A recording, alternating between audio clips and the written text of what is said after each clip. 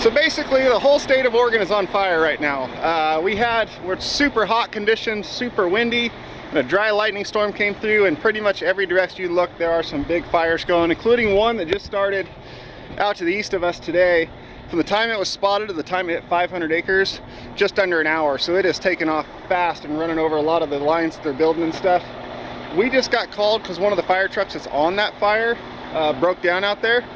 Of course, they'd like to get it out of there, so just doing a walk around of the Zacklift. Everything else is good. I was just checking the lights now because, you know, we're heading out into fire zone. Everything's looking good, so we're gonna take off, get out there. They're deep out there. They're about 2.5-hour drive from here, and most of that is out in the woods. So we're gonna take the Western Star and go see if we can get this thing out of here.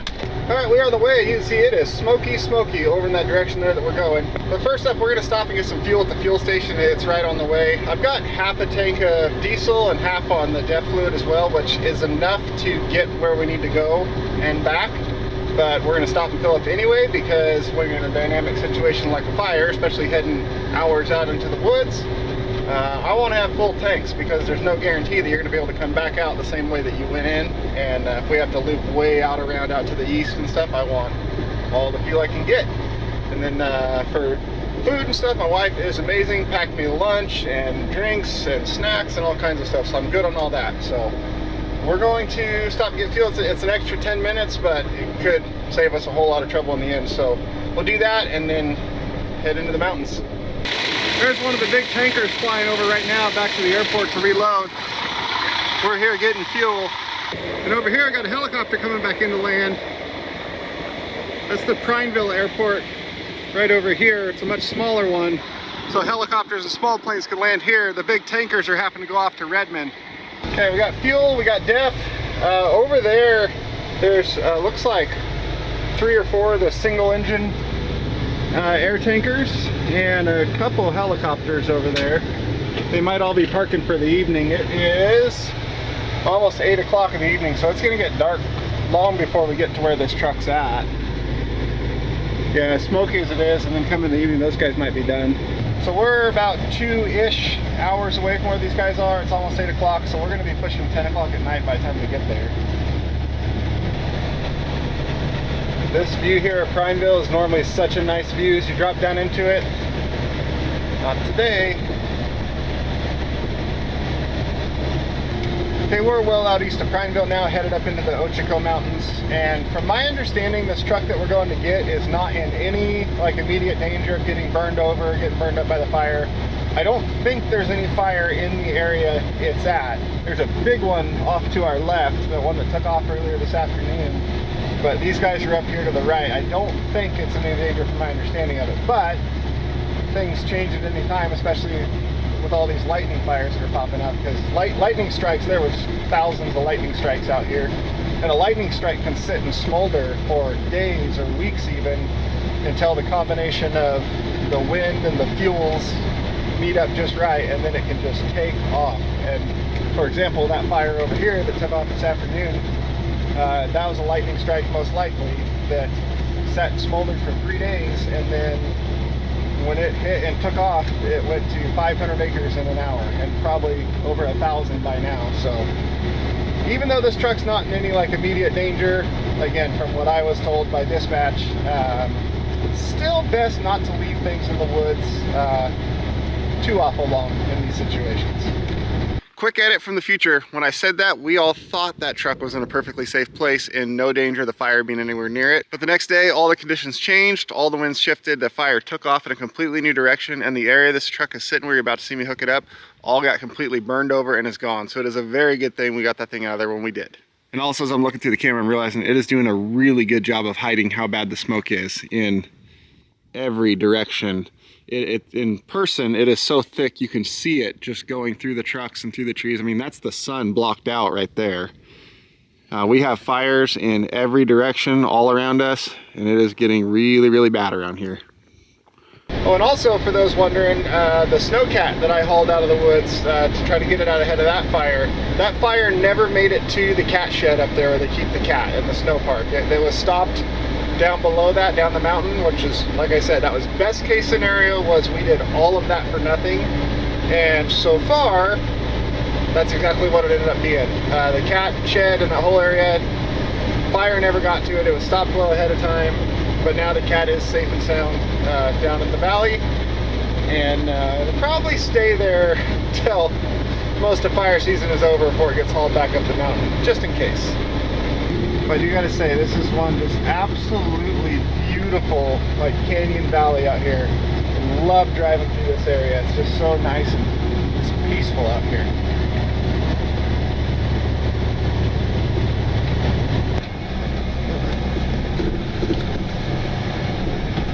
Yep, probably a good time to get out of the woods. Now up here, just a couple more turns, is an old abandoned mine that I did a snow recovery at with the track Jeep, because this road in the wintertime, they don't maintain it. It can get like 6-8 feet of snow on it. And somebody made it way up out here and got stuck, and I brought the track Jeep up, pulled them out, and then we explored the old abandoned mine. Should be right here. There it is. There were a ton of mines operating in this whole area, and that building right there was the brothel. Well, technically it was the Four Horsemen Hotel, but that is a brothel. There's an old abandoned mine processing center there. There's tons of them throughout this whole area of the woods. And then right here is a dirt road that me and Alan from Yankum Ropes, we came up here one night last summer to go camping. We were late, so coming up in the middle of the night, of course. And we went way out that dirt road at like 11 o'clock at night and got completely lost, and we're driving around for hours out here in the woods. Absolutely lost before we finally found our campsite we were supposed to be at with the people we were going camping with. Yeah, we explored that area really well. But for any of the local people to this area who know where that Four Horsemen Hotel and mine is, and how far up in the woods it is, I've still got another 30 miles to go to get to this broke down fire truck, if that tells you how far out they are. The air's getting awfully sticky up here. Oh, there's an elk in the road, or a deer. It looked bigger. I thought it was far away. Turns out it's a little tiny deer. It's a little start of a forked horn there. Oh, up the fence. I thought it was an elk way up there. Turns out it was a deer right here. But yeah, the air is definitely getting a little thick.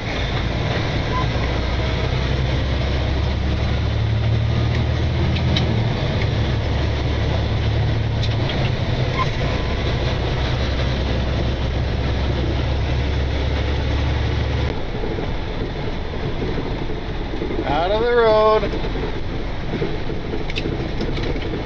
You too, little guy. As you can see, we're up in the dirt roads now.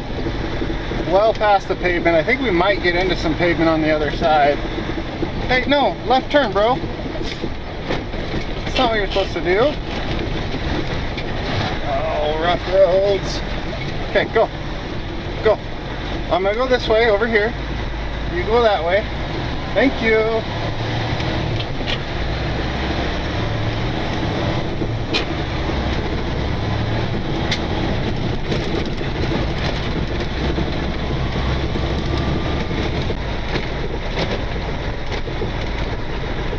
Oh, this road is just stupid washboard.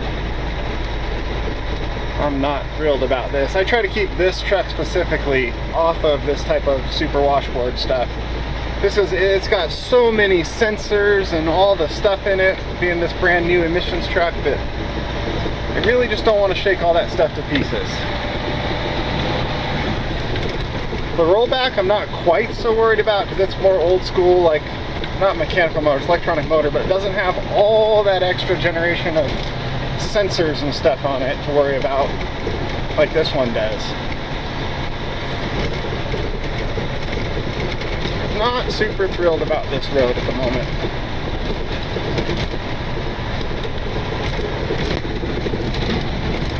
Finally, back to some pavement. Feel a lot better now. I wonder if we can get out another way that's closer back to a main-ish road. Because that was a little over 10 miles of washboard dirt road, and now we're back on pavement. So I wonder if this drops down into like Post or Paulina or somewhere out there. Yeah, I think it will go to Paulina. Maybe we'll go out that way. Man, that's a long roundabout way back, but it is better than that washboard.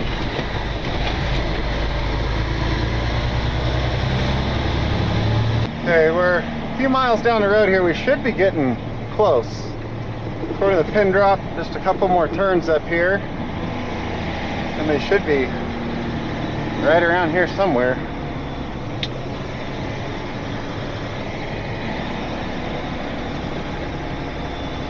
Right around this turn here is what it's looking like from the GPS coordinates they gave me.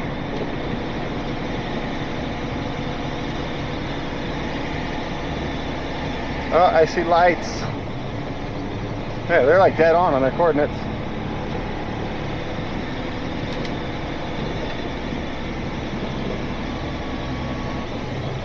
Now let's see what it is. Is that a pickup? It is. A freaking pickup. Oh, it's a little 5500. Got it. Okay. It's a fire engine, just a small one.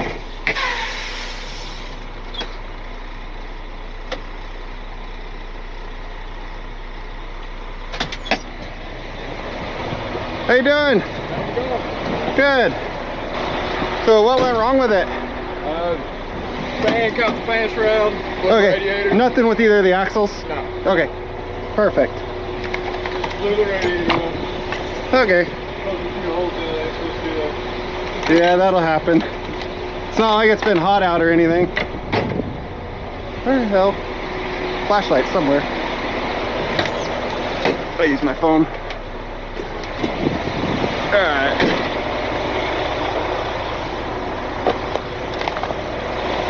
Oh, fuel tank.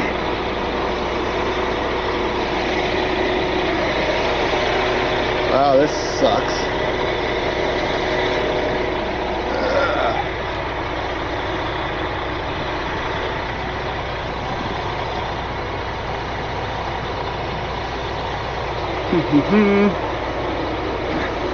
Of course, sway bars under the axle, so I can't fork that. Fuel tanks here blocking the frame. What's under the front?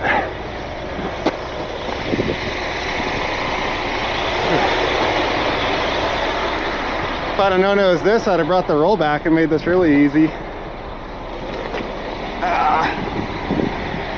Oh, we can fork the front. Okay, we can tow it from the front easy. I'll spin around somewhere and grab it from the front, be easiest.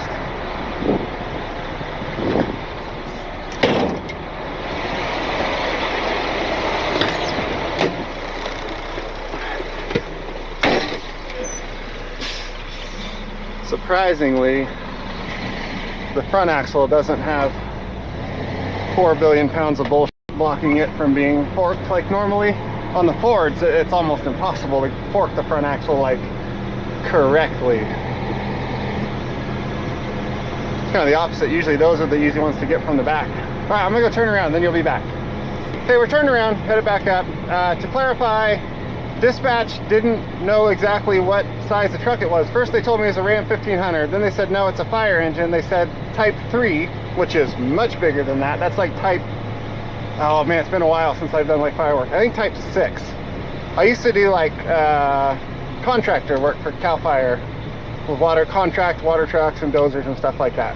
I believe this is a type 6 engine, which is obviously much smaller, but fire engine nonetheless. So they weren't sure. At one point they said type 3, which is big and heavy.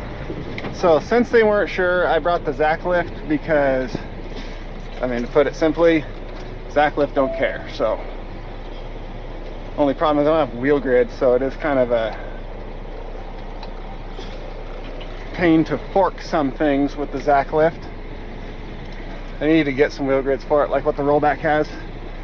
That'd make this type of thing way easier. Okay.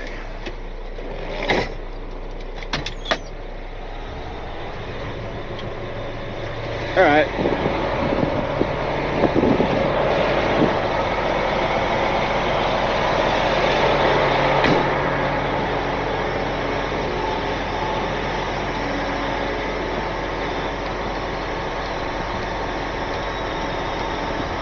How long you guys been up here? 11? Here at this point, Yeah. down, Yeah. 3 hours. Oh, okay. So they called right away then. Yeah, Okay. yeah. Okay, good. We're on day 11 of our summer. Day 11 of being out. Day 11 of being out here. Gotcha. Well, that's one way to cut it short. We were on the far eastern side of the forest, trying to get it to pull us over to a far western side of the forest. It didn't make it. Yeah. Where are you guys out of? Kentucky. Oh, wow. You're a ways then.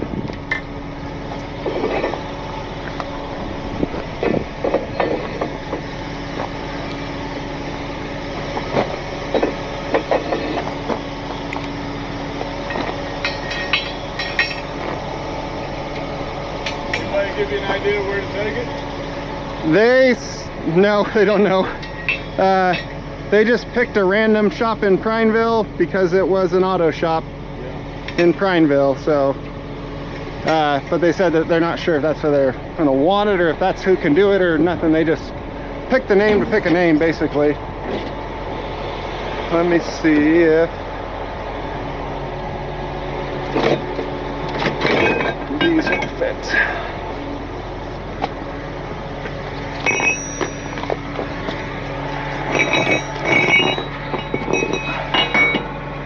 They will. Perfect. Those are what we need. Now, where's the other one?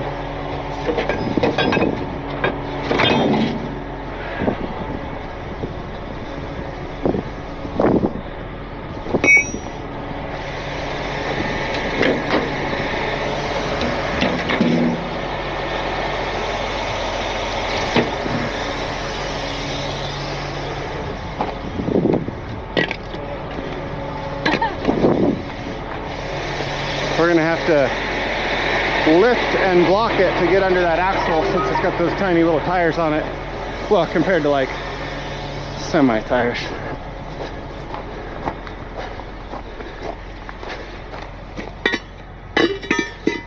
I'm sure it's got a good parking brake, but still.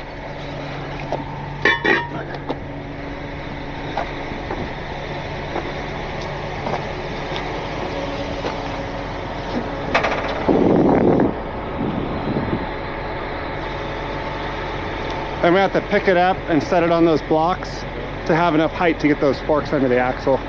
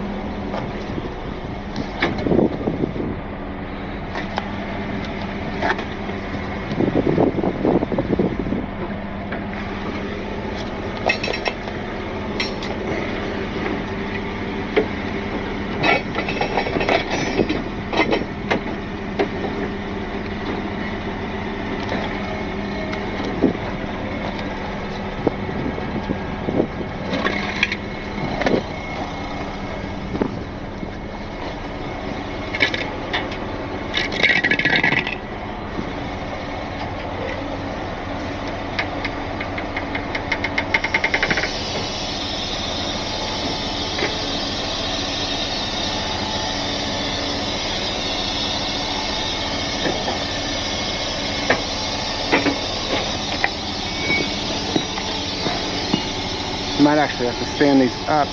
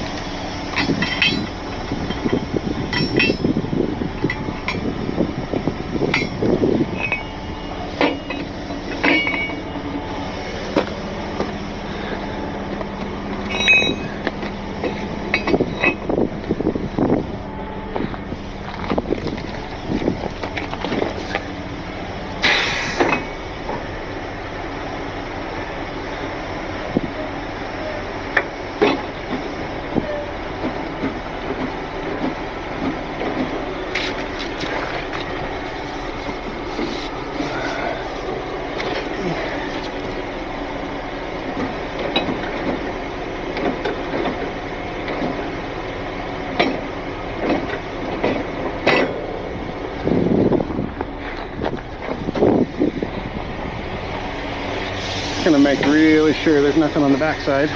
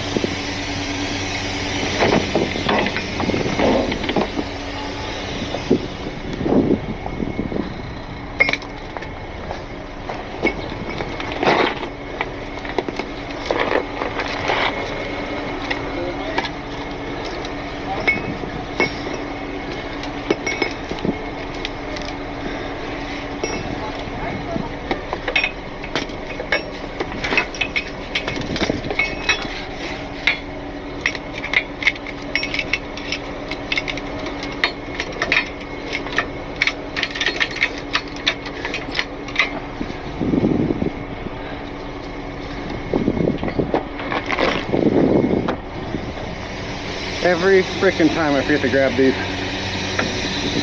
So they all vibrated off from those washboards.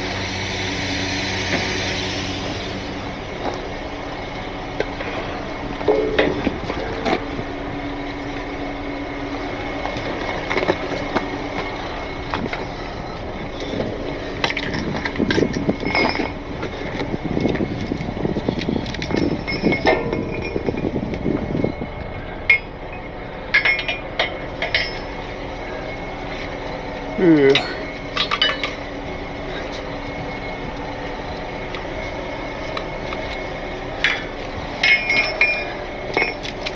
I don't like how that shock tower is sitting there kind of in the way of this, so I'll use the chains instead. It's going to make the strap pull at a funky angle on the edge of it.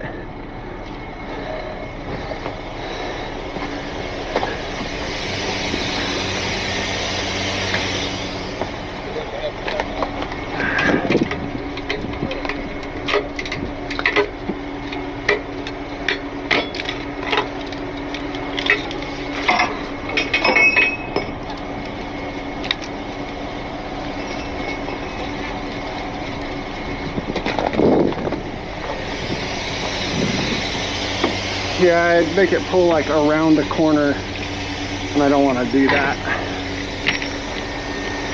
The chain won't care about that.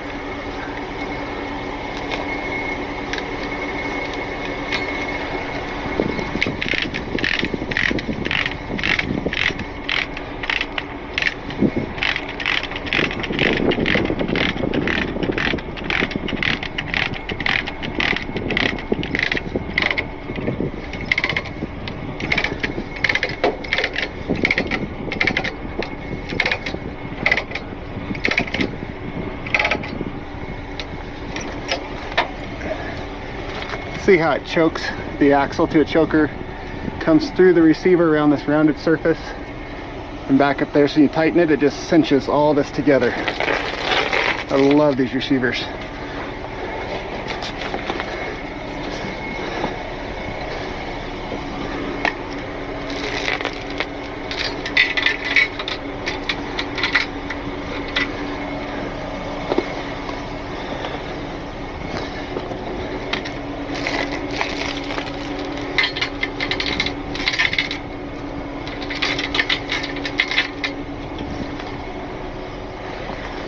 Are the keys in it?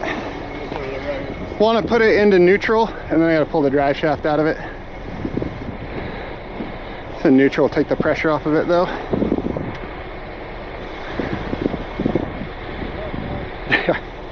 Stretch.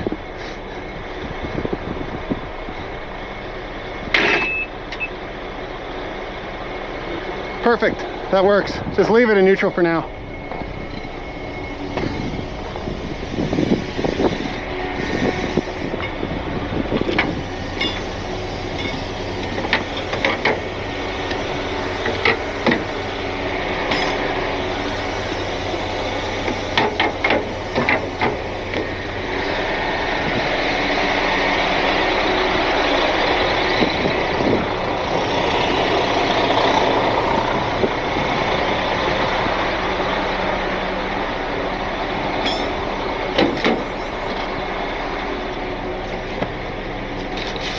Oh, what a mess that road made. This stuff is everywhere. Not you. You.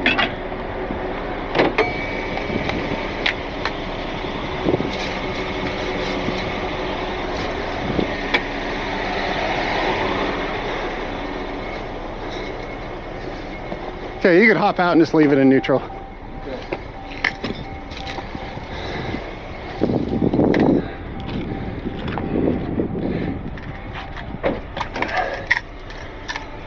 Oh man.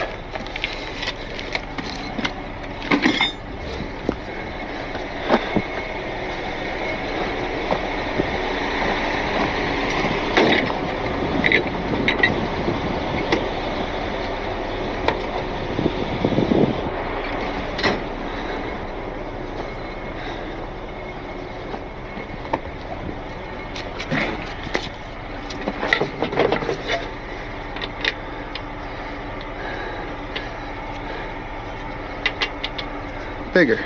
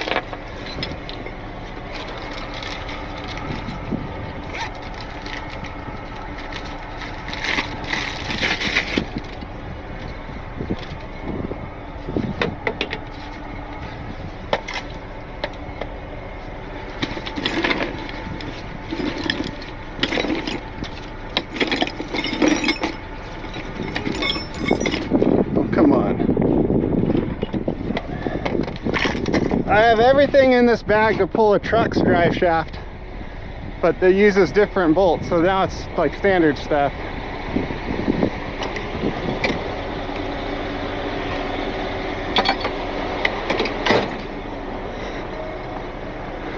Look how red the moon is. Oh, it's cool, isn't it? Yeah.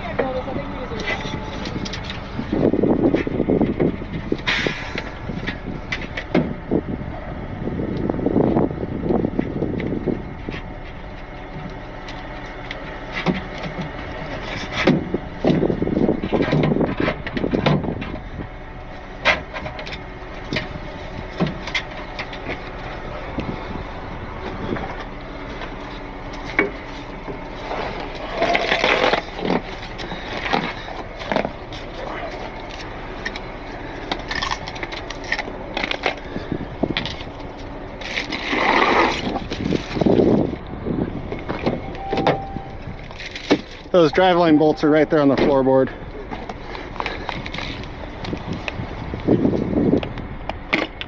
And then where do you guys need to get to? We got somebody coming up back to the side. Up here? Yeah. Oh, okay.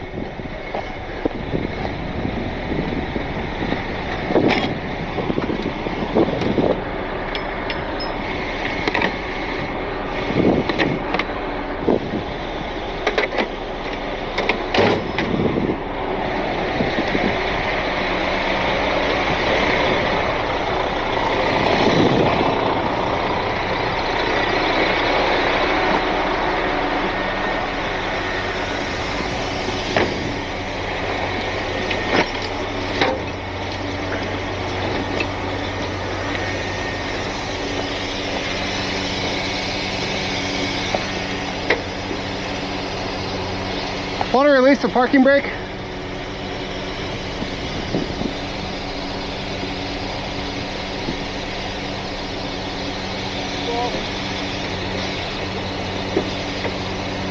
Okay, perfect.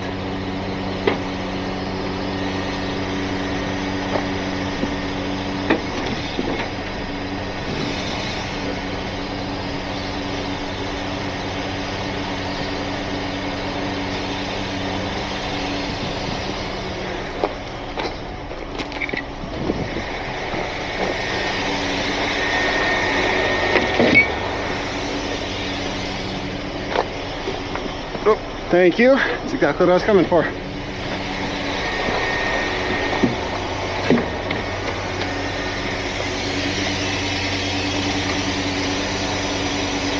Full battery.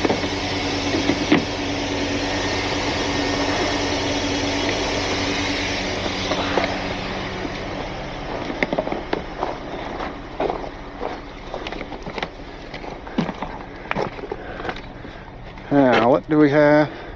All kinds of stuff to hook things to. Yep. I don't want to be banging off of stuff that we don't want to hit though.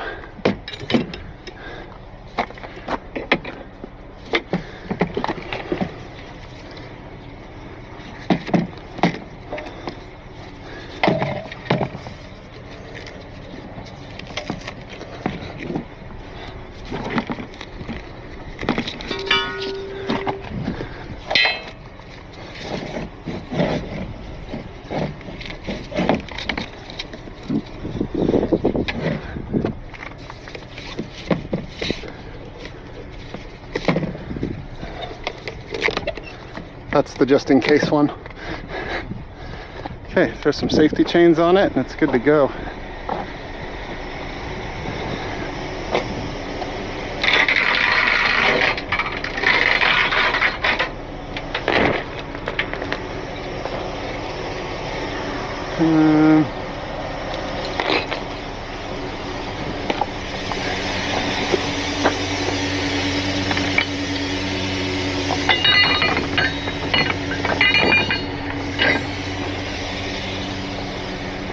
How far out is your ride? He'll be back any time, honestly. I thought he'd be back by now.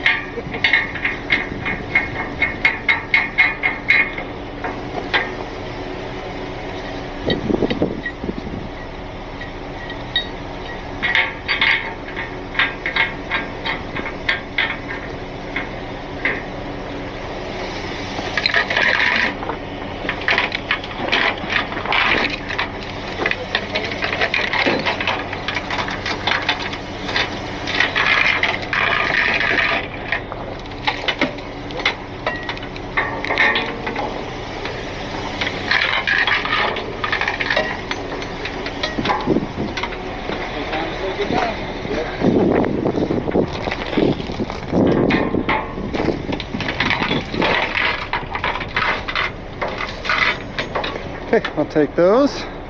And that thing is ready to go.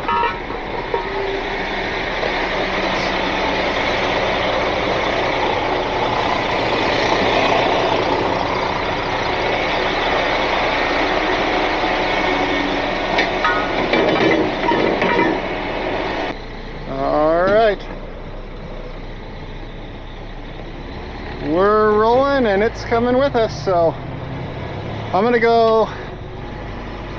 The way I'm facing right now is the shortest, fastest way back out of the woods, but it's also that 12 miles of washboard road that I don't want to deal with again. So if I go up about 3 miles to the intersection with that washboard road, I can turn this around right there back in through the intersections and then come back down this road all the way into Paulina, and Paulina all the way back out to Prineville, which is definitely the longer route, but it's paved the whole way. So I think that's what I'm gonna do, just for the sake of my truck and theirs. I know theirs bounces around all these all day long anyway, but it's gonna be a cloud of dust behind this thing. It was powder on that road. It's just the nicer way to go. Okay, we're turned around. They're heading up the hill that way. I'm headed back this way. There's a fork in the road here. I just pulled up one, back down the other. Now it's 20 miles back down to the main road at the bottom. We are way out in the woods. So as we're heading back down this hill, and I'm having to use like a lot of engine brake. Yes, on one hand, this truck seems like super overkill to tow that little 5500, but on the other hand, that thing has a 19,500 pound gross vehicle weight rating, and I guarantee you it is right to the limit of that, if not more. These things are heavy, heavy little trucks. So you combine that truck with this truck, and we're over 50,000 pounds right now going down this hill. Those little trucks are heavier than they look, especially if that tank's full of water. So the rollback could absolutely handle it, either towing it or on the deck. Doesn't matter, but it would have been fine on the rollback. But also, this truck is not all that much overkill for as heavy as this thing really is. So it's actually a pretty decent downhill, and to show kind of how much weight we got going, we're 15, almost 20 pounds of boost on the turbo running the Jake down. I know some people would be surprised that the turbo is actually spooling up and making boost. I'm sure you can hear it while you're trying to slow down. But the way an engine brake works, a Jake brake, it is essentially opening the intake valve, cramming as much air into that cylinder as possible when it's on its downstroke, and then it shuts all the valves as the piston tries to come up and makes it compress that air, which the more air you can force into that chamber, the harder it's going to be for that piston to come up and compress it. And then once that piston gets all the way up, right before it starts to go back down, the exhaust valve opens and blows out that high pressure of air, which is why those Jake brakes make that popping loud sound. That's a super layman's basic terms of how an engine brake works. There's like some more mechanics to it than that. But the turbo spooling up because that big rush of air being popped out then forces more air into the intake side, which puts more air in that cylinder chamber as the piston's down, which makes it harder for the piston to come back up, which makes the engine brake more effective. So you actually want to see your turbo spool up on the engine brake, and the higher it spools up, the more powerful your engine brake is. And that there is your nerd out moment for the day. All right, we're coming up to the bridge here. This is actually the road here where Quentin and I came up and got that old log skidder that had been left up in the woods here for a few years, and hauled it out with my low bed. That was actually the first thing I hauled with my low bed. But it was up this road to get that, and then we turned off before we got to where this truck was sitting. We didn't go that far up, but yep, same roads. We're gonna come out in the same place down in Paulina, or just past Paulina.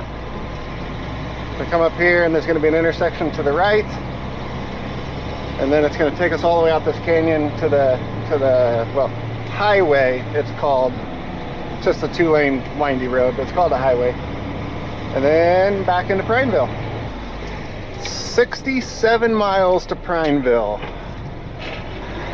And then what I am going to do here, since we're down the mountain, I'm going to stop and I'm just going to check that front axle chain, because we did a lot of uphill and then twisting around to turn and then back downhill, and bumps and cattle guards, and now's the time to check it. Front tire's turned a little bit. Does this thing not have a steering lock? I guess it doesn't. Interesting.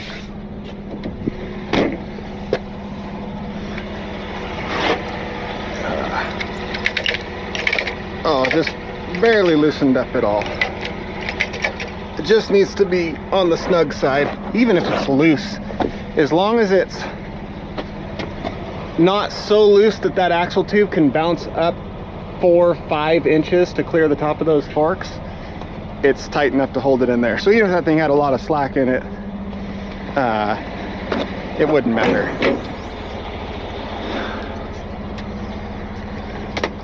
So very, very rarely do I have a problem with trucks' front wheels turning going down the road. Granted, that was a really, really bumpy road, even though it was the paved version. So I am going to throw this on here just to keep them somewhat straight. I kind of prefer to use a bungee cord. I'll use a bungee cord. So the reason it matters if they're straight is if this truck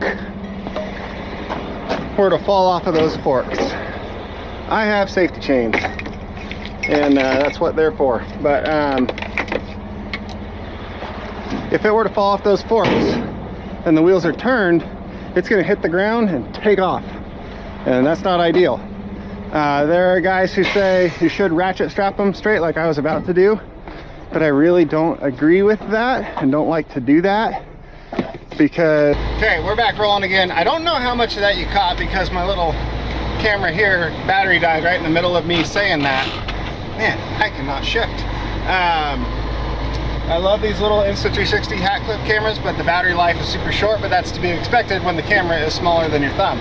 Either way, some guys say you should ratchet strap the front wheels straight, and I disagree with that because I flat toe things like behind my RB and stuff like that, and that you leave the steering unlocked so that it can follow you in corners, go around. Like, I have safety chains.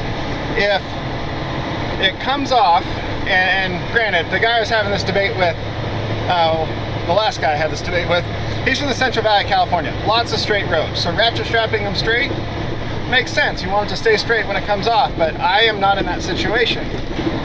It's very rare that I am not in some sort of a turn. I'm always in the mountains, and if those wheels on that vehicle you're towing, especially if it's a big truck, are ratchet strapped straight, and it falls off of the underreach, and it's got you by the safety chains now, and you go around a corner, and it goes straight, it's now trying to pit maneuver my tow truck, which is very easy for something to do when it's got you by the safety chains back there. So I want the wheels to be able to follow me, and if my safety chains start pulling to the side on the front end of the truck that's come off and now rolling behind me, I want it to come back to the side to follow me around the corner instead of trying to pit maneuver and wreck me. So by bungee cording it, like I said, very rarely do I ever have one that turns. Normally I don't do anything, it's just not an issue. But every once in a great while, I think like 4 times ever, counting this one, have I had the front wheels turn while being towed. And then it's put a bungee cord on them. That way the bungee cord holds them straight in case that thing falls off. It's not going to just dart off either direction. But then if you go around a corner, it's going to come around the corner with you. So that's my theory on it, and that's how I do it. But a lot of people do it different. Some guys tow them down the road with the wheels completely turned and they don't matter. It's fine. They don't care. Other guys will ratchet strap them dead straight. Different people do different stuff. But anyway, rant over, back to driving and more cattle guards. You gotta slow down for these, because there are some cattle guards that are 70-mile-an-hour cattle guards, and there are some that are 5-mile-an-hour cattle guards, and it's hard to tell until you're in the middle of the cattle guard. Please tell me that son of a bitch is on the outside of the window.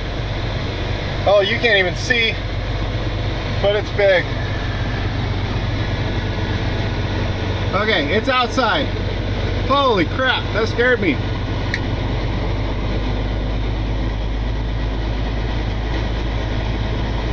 I thought that was crawling up the inside of the window. I was freaking out in here.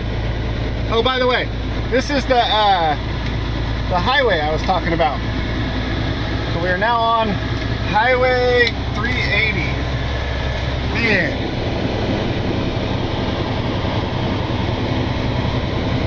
Imagine if I still had my side window down and we got to the edge, the wind blew them around and right into my face. I would 100% wreck this truck. Me, I'm not a spider guy. Just, no. Nope. I'd wreck this truck just to put us both out of our misery. That thing's huge. Alright, after very much more driving, it is 12:30 a.m.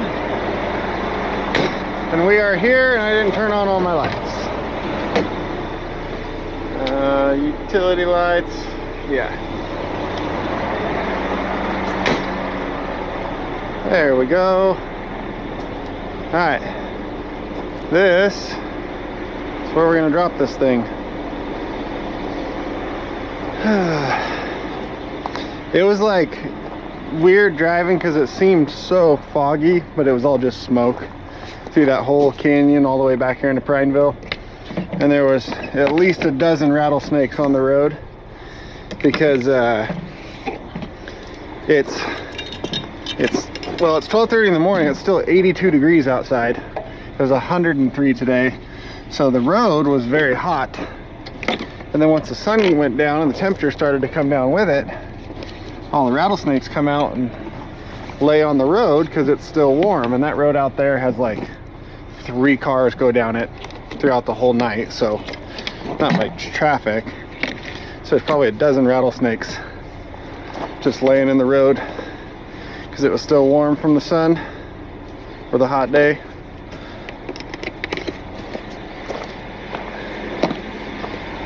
All right, let's get this thing off of here.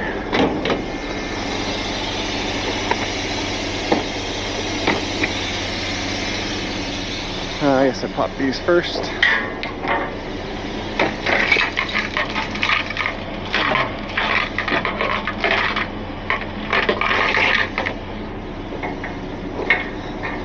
Just put my own shackles in here so that there's something to hook to. A samurai winch. Never heard of that.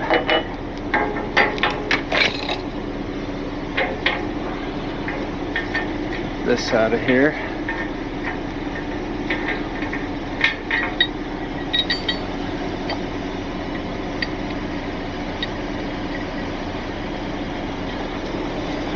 Okay. We're gonna need our blocks. But first we will pick this up, just to give me some more room to crawl under. Get that binder still nice and tight. It's actually probably better if they have like a little bit of slack, like that much, because the way this works, this whole design of these fork receivers, is the chain goes around the axle tube like a choker right here and goes down, so that that choker is right here where this fork sits in the, where the axle sits in the forks, no matter whether it's a square one or round or whatever. And then as the truck and what you're towing goes over dips and stuff like that, this axle tube can just rotate in the fork and rotate in this choked chain here, and it doesn't change the amount of tension on everything. There are some guys who do the whole like tilt to tighten thing, and I 100% disagree with them and think that's the wrong way to do it, because then when you're going over bumps and stuff like that, it's tightening and overloading your chains and then slacking them way off. This setup, choked right here, it can rotate without changing the tension. Chain comes down around this rounded radius over here and up to the same thing, and then when that binder just pulls everything together, keeps it all nice and snug. So in all reality, a little bit of play would be best, so that it can rotate nice and free.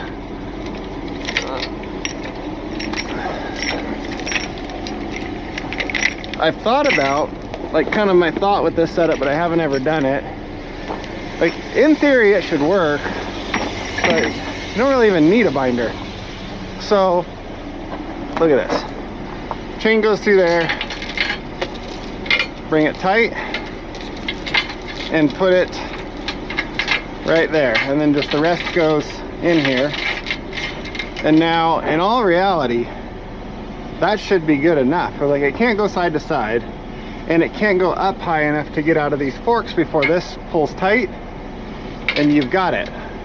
So I've thought about towing like this. I mean, you could go one more length so it's nice and snug if you want, but in all reality, that should all work out in theory just fine.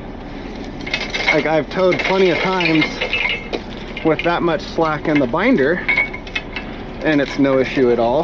So it should work out like that. Hooked in there with no binder, it'd be no issue at all with that same amount of slack. So maybe one day I'll actually tow like that. Maybe not, I don't know. Make for a really nice, fast, easy hookup if you just choked your axle tube, dropped it through, brought it up, hooked, and you're done. What would actually, you know what would work really well? Is if there were a hole in this bottom plate right here that you then drop the chain through, so it was like fully captured in that slot, and you could just take the slack piece back up here and hook it on the hook that's on the like this. Hook it on the hook that's on the receiver, and then that would really be coming out down here. Structurally, that bottom side's under compression, it's the top side's under tension, so it should be plenty strong enough to have a hole right there. And then it's like in there.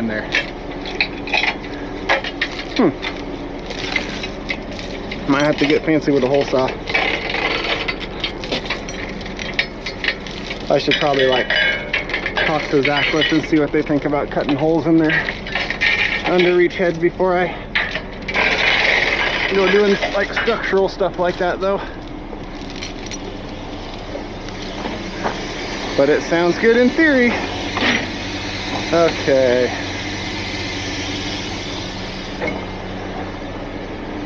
So we're gonna run this out. Not too awful far because we got to go back out and pick it up on the blocks. So yeah, that'd be plenty. So we have our blocks.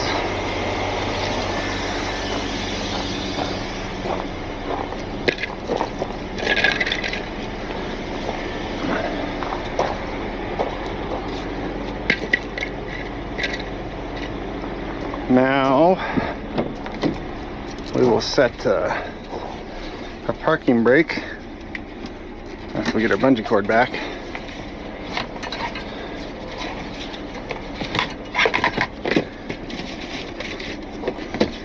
Come on. So remember, we don't have a drive shaft in here, so having it in park will not hold it in place. If we set it down, it will still roll away just like it was in neutral. So, man, I want to build a whole organizer in here so bad. Like shelves and racking and all the things. So we set our parking brake and we're going to chuck our wheels.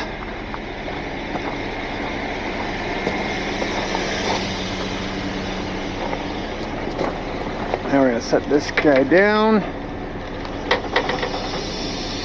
It didn't roll away, so that's good. Bring this in. I got a whole bunch of coolant all over my underreach. Get that fork out. This one out. Send this back out. The fact that we're at this turn is going to work out. So I'm just going to put it right under the differential where we want it. Like dead center.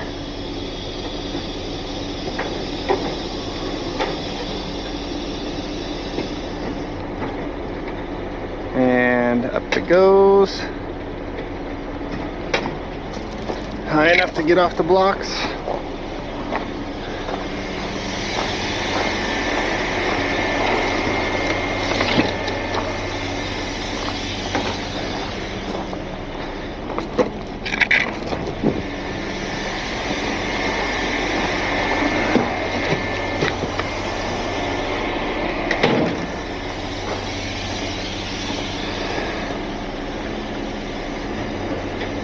And now set it down for the final time.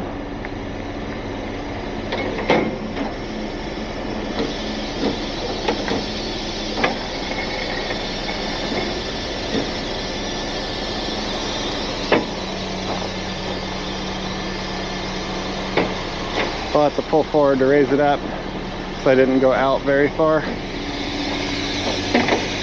Remote goes there.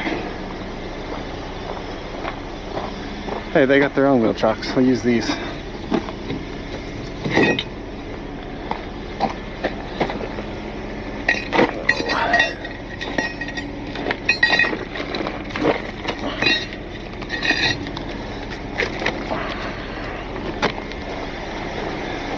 Oh, shouldn't have shut that drawer or cabinet or whatever.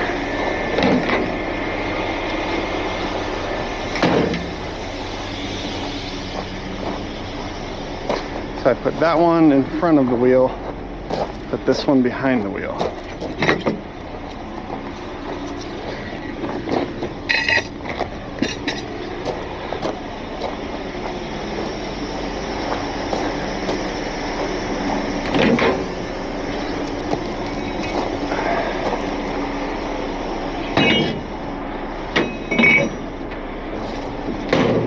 Pull forward so I can hold the underreach up, and then we'll also get our cover our ass sticker, put it on the windshield. So you notice I just left the truck idling. Where are they? They're up here. Come here. Because moving the underreach back and forth like that, come on. Idling is all the fast you need. So see, this says warning, this vehicle has been altered for towing, please check the following before returning to service. If I messed with the brakes, like caged the brakes on a truck, brakes. If I do something to the steering, steering. In this case, driveline, wheels, if I pulled the axles, or if I did something else, you put it right there. But anyway, you notice, same thing when I hooked this truck up, I, you know, idled it up. Now that I'm talking about it, I forget it. Now I will idle it up. But I idled it up to fold the underreach down and do all that, and then when I did all the hook it up, I just left it idle because those slow, easy movements are perfect for that. And then now that I got to fold that underreach back up, same thing. So we put our sticker right there where it shouldn't be able to be missed. Put our driveline bolts right there where they shouldn't be able to be missed. And then now the truck is idled up so that it'll fold this underreach up without taking even longer. The underreach fold on this thing is really, really slow because it's a power tilt. But that's also one of its massive advantages over a lot of the others. Its tilt is in the heel of the underreach right here, and it's got its full power at all of it, where a lot of the others, it's this little rink-a-dink fold cylinder that just folds this down and this thing locks in place at a fixed position. And so it doesn't need a big cylinder, it's a little tiny one, so it can fold up and down super fast.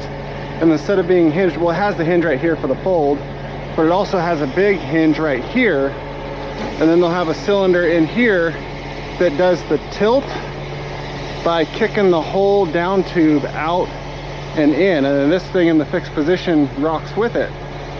Big downside, you have to mount this whole unit farther back off the truck so that when you tilt down to get like up under something, that whole down tube swings in you have clearance off your rear axle here. So you have to have room for that to swing back, which means all this has to get mounted back here quite a bit further, which means when you're towing, you have a whole bunch more overhang off the back of your truck, which loads more weight on your drives and takes more off your steer. And that just ain't no good. So this one uses a power tilt, which does it down here and makes that a fixed position so that you can mount this way up farther forward and get this heel right down into your diff right there. This actually sits in between my airbags. It's so close up in there. And that keeps all my weight up forward and tows far, far better. It is 12:46 a.m. and we get to head home. All right, well, that is that. Things dropped off, done. Hold on. Everything went smooth except for that like 12 miles of road that was not at all smooth. But as far as the tow goes, all went good. Kind of a nice, easy one. Big thanks to all the firefighters out here fighting all these fires. Like I said, that crew is from Kentucky out here helping out with the fires here. We had a few big ones going on before that lightning storm came through, and that lightning storm came through, and it's been multiple new ones popping up every day, and most all of them have been from that lightning strikes. So big thanks to all of them for trying to knock all this down and fighting it. Hopefully that truck gets back up and going soon. It sounds like it's just the radiator, which if so, it should be a pretty quick and easy turnaround to get that truck back out there, which is good because we need like all the fire trucks out there we can get right now. So I'm gonna head home, try to get some bed, and then do it all again tomorrow. So thank you guys for watching, and we will see you next time.